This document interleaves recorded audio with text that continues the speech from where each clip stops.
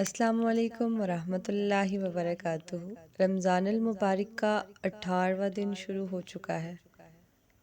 کیا آپ جانتے ہیں کہ رمضان کے آخری دنوں کے قریب آتے ہوئے عبادت کی اہمیت اور بھی بڑھ جاتی ہے؟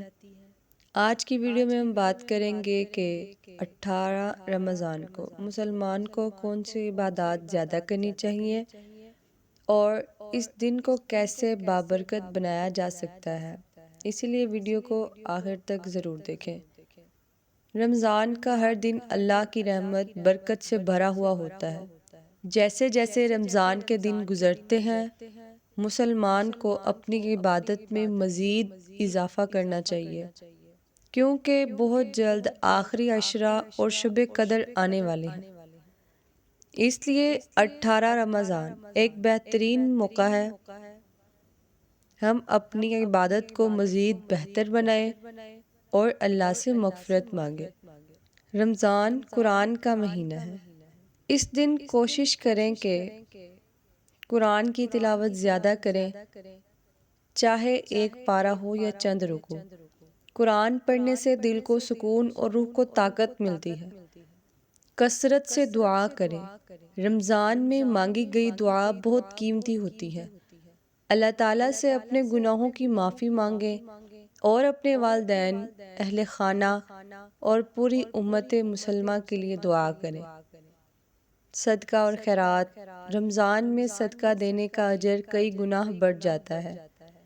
اکثر لوگ صدقہ اور خیرات دیتے ہیں لیکن دکھلاوا کرتے ہیں۔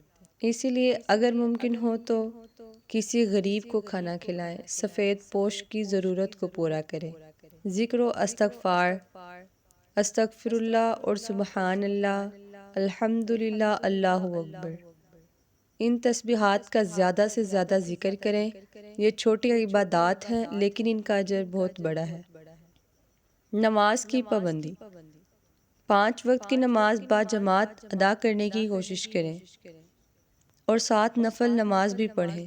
رمضان میں عبادات کا اجر بہت بڑھ جاتا ہے۔ 18 رمضان کے بعد بہت جلد رمضان کا آخری عشرہ شروع ہونے والا ہے۔ اس لیے آج سے ہی اپنی عبادت کو مضبوط بنائیں تاکہ جب شب قدر آئے تو ہم پوری تیاری کے ساتھ اللہ کی عبادت کر سکیں۔ اللہ تعالیٰ ہمیں رمضان کے ہر دن کی قدر کرنے اور زیادہ سے زیادہ عبادت کرنے کی توفیق عطا فرمائے۔ اگر آپ کو یہ ویڈیو پسند آئی ہو تو لائک کریں، چینل کو سبسکرائب کریں اور اس ویڈیو کو دوسروں تک ضرور شیئر کریں تاکہ سب کو فائدہ پہنچ سکے۔